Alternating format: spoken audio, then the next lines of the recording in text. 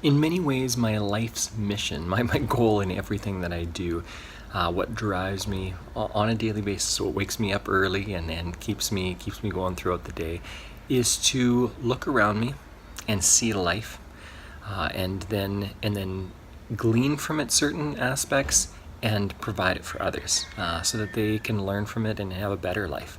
That's what drives me.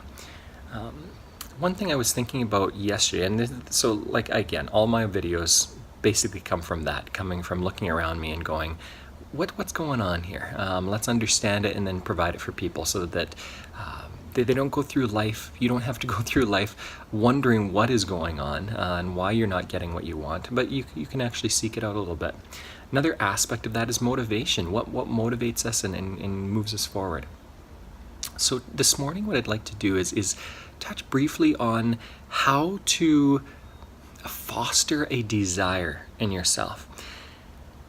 The fear of loss is strong in human beings. The fear of loss, we've got an entire part of our brain dedicated to it. If you want to look up your limbic system sometime, this entire part of our brain is basically dedicated to avoiding pain.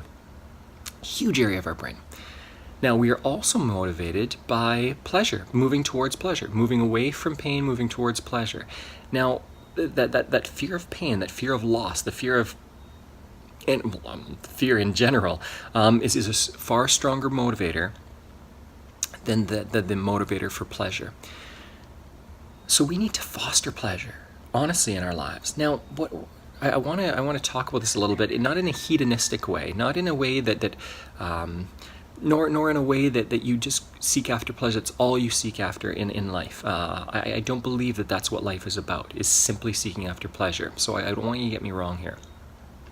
I'm going to say something and then I'm going to qualify it afterwards, all right? One way to learn how to motivate yourself towards the things that you want more in life instead of from the things that you're simply afraid of, and working away from the things that you're afraid of, is by experiencing new things. This is why it's fantastic to travel to another country, why it's fantastic to rent a vehicle one day, even when you're in your hometown.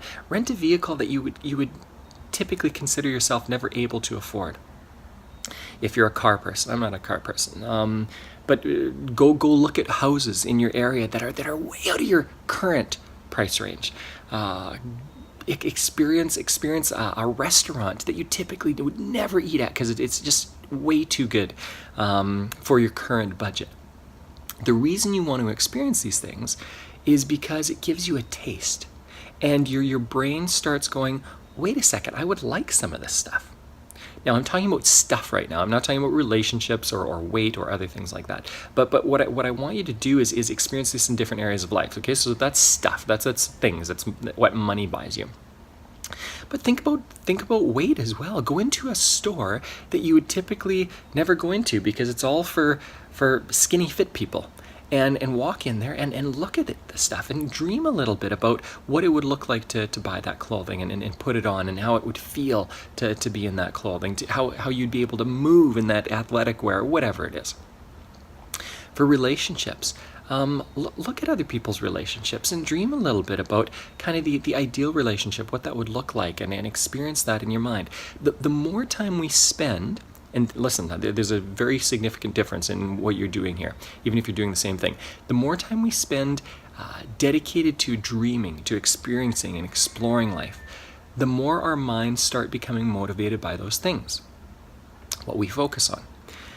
Here's the danger. The danger is that you can use it to escape. I'm not talking about escapism here. I'm not talking about you're miserable right now, and so you escape by spending money or spending time or spending energy. Again, those three resources that you have a lot of, regardless of what you believe, and that you can use to whatever you want to invest in yourself and others. Don't use your time, money, energy to escape into those things. But do use your time and energy and some of your money to dream about some of those things, experience some of those things, and because that will whet your appetite, and you'll start seeking after them in a different way. That can motivate you, which is fantastic. It's not a bad thing. Here's another danger. I've seen a lot of people hear this of going, yeah, I experience more of life and it'll whet my appetite. So they go crazy with it and they spend every penny they've got, money that they don't even have. They borrow money to experience some crazy holiday or something, whatever. You've got to be careful with that, okay? Don't believe that simply experiencing something that's out of your range right now, whether it's relationships, physical health, mental health, emotional health, money type stuff. Don't think that simply spending stuff that resources that you don't have will somehow magically get you that stuff. That's not true. You still have to work for it. You still have to grow. You still have to become who you need to become so that you can do what you need to do so that you can have those things.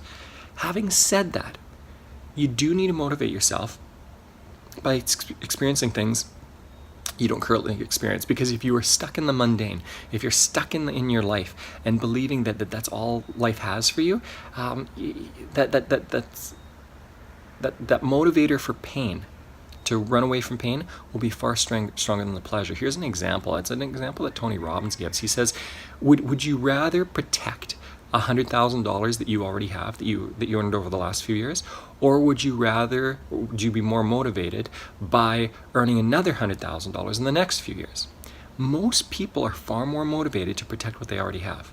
And that's no way to live life. It's no way to live life to sit on your little egg and protect your little egg against all potential harms when there's not even a lot of harm around you.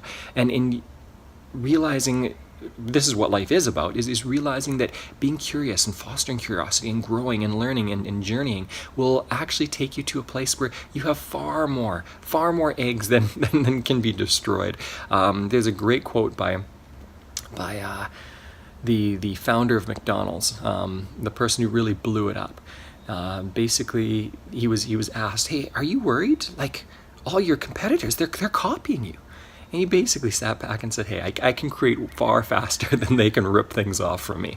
That's the kind of attitude you need to have. And when you do that in life, you will grow and grow and grow. And you know what? That fear of pain and losing things is still going to be there, but it's not going to be as strong. So foster is the action step.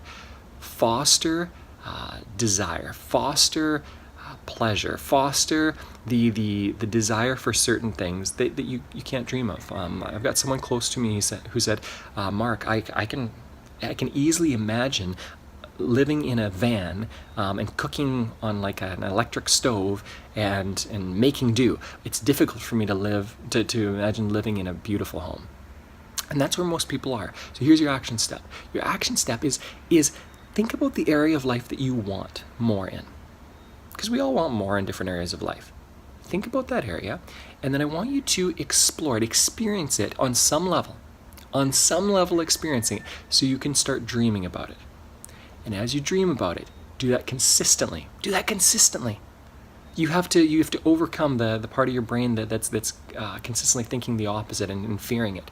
But if you think about that consistently, you're going to start being motivated by it more. When you're motivated by it more, you will start to work towards it more. Give me your thoughts on this. Again, I love interacting with you guys, so feel free to give me your thoughts.